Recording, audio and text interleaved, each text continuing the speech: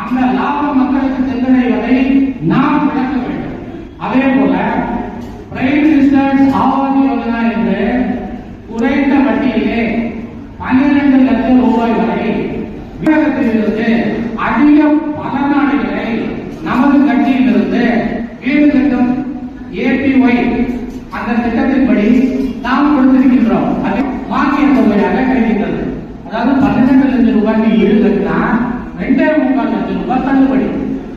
அதுல நம்ம 10 லட்சம் ரூபாய்க்கான கடனும் கொடுக்குறாங்க, 2.25 லட்சம் வட்டி தள்ளுபடியும் தராங்க.